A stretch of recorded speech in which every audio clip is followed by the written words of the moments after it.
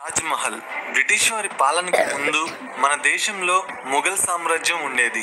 ఈ ముఘల్ సామ్రాజ్యాన్ని 1628లో షాజహాన్ అనే రాజు పరిపాలించేవారు. అతని భార్య పేరు ముంతాజ్ మహల్. 1631లో ముంతాజ్ మహల్ తన 14వ సంతానంకి జన్మనిస్తూ చనిపోయింది. అప్పుడు షాజహాన్ చాలా బాధపడ్డాడు. ముంతాజ్ కోసం ఏదైనా చెయ్యాలనుకున్నాడు. తన భార్యకి గుర్తుగా ఒక అందమైన సమాధిని కట్టాలనుకున్నాడు. అందుకోసం ఆగ్రా అనే ఊరిలో యమునా నది పక్కన 42 ఎకరాల భూమిని సెలెక్ట్ చేసుకున్నాడు. 22,000 మంది పనివాళ్లతో 1000 ఏనుగులతో 20 సంవత్సరాల పాటు తాజ్ మహల్ ని కట్టించాడు. ఇప్పుడున్న డబ్బు వాల్యూని బట్టి క్యాలిక్యులేట్ చేస్తే తాజ్ మహల్ ని కట్టడానికి 6,000 కోట్ల రూపాయలు ఖర్చయింది. మళ్ళీ ఇలాంటి ఒక ప్యాలెస్ ఎవరు కట్టకూడదని తాజ్ మహల్ ని కట్టిన వాళ్ళ చేతుల్ని షాజహాన్ తీసేయించాడని కొంతమంది అంటారు. కానీ దానికి ఎవిడెన్స్ లేదు. తాజ్ మహల్ లాంటి ప్యాలెస్ ని మళ్ళీ కట్టకూడదని వాళ్ళ చేత జస్ట్ కాంట్రాక్ట్ లో సైన్ చేయించుకున్నాడని కొంతమంది అంటారు. ముంతాజ్ కి ఉండే మూడ్ చేంజెస్ కి చిహ్నంగా తాజ్ మహల్ రంగు మారుతూ ఉంటుంది. మార్నింగ్ పింక్ కలర్ లో, ఈవినింగ్ వైట్ కలర్ లో, నైట్ గోల్డెన్ కలర్ లో తాజ్ మహల్ కనిపిస్తుంది. తాజ్ మహల్ గోడల మీద ఉన్న కొన్ని విలువైన వజ్రాలని బ్రిటిష్ వాళ్ళు దోచుకున్నారు. తాజ్ మహల్ చుట్టూ ఉన్న 4 టవర్స్ సమాధికి చాలా దూరంగా ఉంటాయి. అదీ కాకుండా ఆ 4 టవర్స్ ఒకవైపుకి ఒరిగి ఉంటాయి. ఎందుకంటే ఏవైనా ప్రకృతి వైపరీత్యాలు వచ్చినప్పుడు ఆ టవర్స్ సమాధి మీద పడకుండా ఉండాలని. 4 టవర్స్ కి మధ్యలో ఉన్న కట్టడాన్ని సమాధి అంటారు. 1653లో తాజ్ మహల్ కన్స్ట్రక్షన్ కంప్లీట్ అయ్యింది. షాజహాన్ కుమారుడైన ఔరంగజేబ్ రాజు అవ్వడం కోసం 1658లో తన తండ్రిని ఖైదీ చేసి ఆగ్రా ఫోర్ట్ లో బంధించాడు. అప్పుడు షాజహాన్ తన రూము కిటికీల నుంచి తాజ్ మహల్ ని చూసేవారు. ఆర్కిటెక్చర్ గురించి పక్కన పెడితే తాజ్ మహల్ లో సీల్ చేసిన గదులు చాలా ఉన్నాయి. వాటిని ఇప్పటి వరకు ఎవ్వరూ ఓపెన్ చెయ్యనివ్వలేదు. ఈ ఫోటోలో కనిపిస్తున్న బేస్మెంట్ లో ఆ సీల్డ్ రూమ్స్ ఉన్నాయి. ఈ రూమ్స్ గురించి 2 ఫేమస్ థియరీస్ ఉన్నాయి. అందులో ఫస్ట్ థియరీ ఏంటంటే ఆ బేస్మెంట్ లోనే మహాశివుని గుడి ఉందని, దాన్ని కూల్చి తాజ్ మహల్ ని కట్టారని కొంతమంది అంటారు. సెకండ్ థియరీ ఏంటంటే ముంతాజ్ మహల్ బాడీని ఆ బేస్మెంట్ లోని ఏదో ఒక రూమ్ లో ప్రిజర్వ్ చేశారని, అవి గాని ఓపెన్ చేస్తే ఆమె శరీరం చెడిపోతుందని కొంతమంది అంటారు. ఈ విధంగా తాజ్ మహల్ లోపల ఉన్న సీల్డ్ డోర్స్ మిస్టరీగా మిగిలిపోయాయి. Number 2, Banff springs hotel. ఈ హోటల్ కెనడాలో ఉంటుంది. ఒక రోజు ఒక అతను, అతని భార్య, అతని కుమార్తె ముగ్గురు కలిసి కెనడాలో ఉన్న ఈ బ్యాన్ఫ్ స్ప్రింగ్స్ హోటల్లో స్టే చేయడానికి వచ్చారు. 873 నెంబర్ రూమ్ ని బుక్ చేసుకున్నారు. నైట్ ఆ రూమ్ లో ముగ్గురు నిద్రపోతున్నారు. రూమ్ అంతా సైలెంట్ గా ఉంది. ఇంతలో నిద్రపోతున్న అతను Byju's app makes learning easy for my child. Every child needs it.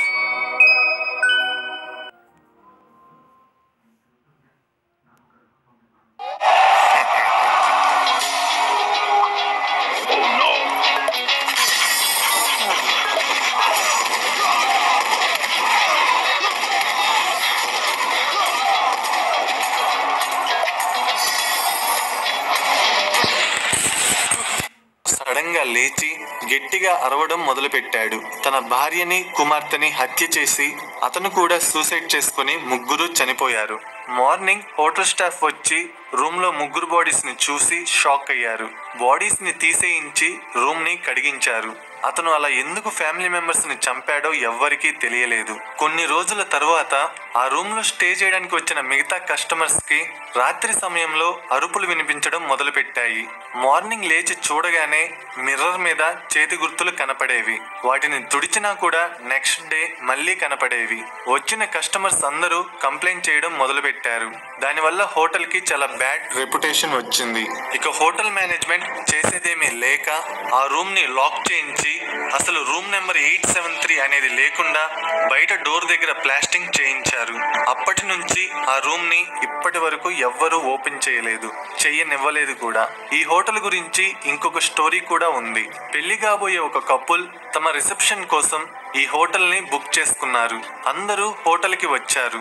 అయితే ఫస్ట్ ఫ్లోర్ లో ఉన్న పెళ్లి కొడుకుని కలవడం కోసం పెళ్లి కూతురు మెట్లు ఎక్కుతూ ఉంది. ఇంతలో ఆమె డ్రెస్ తన కాలి కింద పడింది. దానివల్ల ఆమె స్లిప్ అయ్యి పక్కనే ఉన్న క్యాండిల్స్ మీద పడింది. క్యాండిల్స్ ఫైర్ తన డ్రెస్ కి అంటుకోగానే టెన్షన్ తో ఆమె మెట్లు ఫాస్ట్ గా దిగడం స్టార్ట్ చేసింది. ఇంతలో మెట్ల మీద స్లిప్ అయ్యి ఆమె కింద పడింది. దానివల్ల మెడ మీద గాయం అయ్యి అక్కడికక్కడే చనిపోయింది. ఈ ఇన్సిడెంట్ జరిగిన తర్వాత నుండి ఆ హోటల్ స్టాఫ్ కి పెళ్లి కూతురి డ్రెస్ లో ఉన్న ఎవరో అమ్మాయి హాల్లో డాన్స్ వేస్తూ కనిపించడం మొదలుపెట్టింది. ఈ విధంగా బ్యాన్ స్ప్రింగ్స్ హోటల్ ని గోస్ట్ స్టోరీస్ వెంటాడుతున్నాయి. Number 3, the great sphinx of Giza.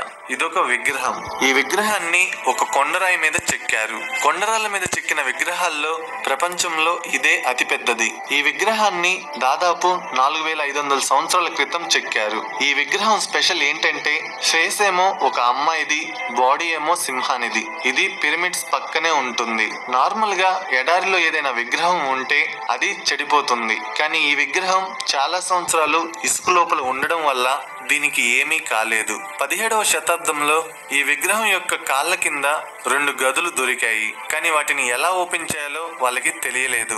అందువల్ల ఆ 2 గదులు అలానే మిగిలిపోయాయి.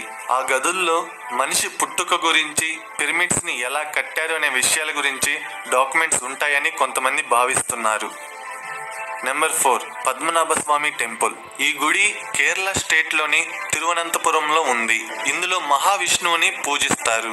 అయితే ఈ గుడికి వచ్చే డొనేషన్స్ ని, గుడి ఆస్తుల్ని ట్రావెన్కోర్ రాయల్ ఫ్యామిలీ అనే ఒక కుటుంబం మేనేజ్ చేస్తుంది. 2011లో సుందర్ రాజన్ అనే అతను సుప్రీం కోర్టులో ఒక కేసు వేశాడు. ఏమనంటే గుడి ఆస్తుల్ని Travancore royal family miss manage చేస్తుంది అని. అందుకని సుప్రీం కోర్టు ఈ కేసు మీద ఒక కమిటీని ఏర్పాటు చేసి మొత్తం గుడి ఆస్తుల్ని చెక్ చేయించింది. అప్పుడు ఆ కమిటీకి గుడిలో 6 రహస్య గదులు కనిపించాయి. వాటికి ABCDEF అని పేర్లు పెట్టారు. అందులో 5 గదుల్ని తెరవగలిగారు. ఆ 5 గదుల్లో మొత్తం 1,50,000 కోట్ల విలువైన బంగారం, వజ్రాలతో కూడిన సంపద దొరికింది. అందుకే ఈ గుడి ప్రపంచంలోనే రిచెస్ట్ టెంపుల్. ఈవెన్ గుడి పైభాగం కూడా బంగారంతోనే చేయబడి ఉంటుంది. 6 గదుల్లో ఒక్క గదిని మాత్రం ఓపెన్ చేయలేకపోయారు. అదే ఛాంబర్ B. ఎందుకంటే దానికి స్క్రూస్ గానీ బోల్ట్స్ గానీ ఏమీ లేవు. తలుపు మీద 2 సర్పాలు మాత్రమే ఉన్నాయి. ఆ 2 పాములు గదిని కాపాడుతున్నట్టు తెలియజేసే విధంగా తలుపు మీద చెక్కబడి ఉన్నాయి. ఆ గది లోపల ఏముందో ఎవ్వరికీ తెలియదు. ఆ 5 గదులతో పోలిస్తే ఈ గదిలో ఇంకా ఎక్కువ సంపద ఉంటుందని కొంతమంది చెప్తారు. అన్ని గదుల్లానే ఛాంబర్ Bని కూడా ఓపెన్ చేయడం స్టార్ట్ చేశారు. ఒక డోర్ ని ఓపెన్ చేయగానే ఇంకొక డోర్ కనిపించింది. ఆ డోర్ ని కూడా ఓపెన్ చేయగా దాని వెనుక 3rd డోర్ కూడా ఉంది. ఈ డోర్ ఓపెన్ చేయడానికి అస్సలు వీలు కాలేదు. డోర్ ని పగలగొట్టి లోపలికి వెళ్దామనుకున్నారు. కానీ అలా చేస్తే ప్రపంచం మొత్తం సర్వనాశనం అవుతుందనే ఒక నమ్మకంతో డోర్ ని పగలగొట్టలేదు. ఛాంబర్ Bని ఓపెన్ చేయడానికి ట్రై చేసినప్పుడు సుప్రీంకోర్టు అపాయింట్ చేసిన 7 మెంబర్ కమిటీలో కొంతమంది అనారోగ్యం పాలయ్యారు. ఒక అతని అమ్మగారు చనిపోయారు. సుందర్ రాజన్ కోర్టులో కేసు వేసిన కొన్ని రోజులకే చనిపోయాడు. అందుకే ఆ డోర్ ని ఓపెన్ చేయడానికి భయపడుతున్నారు.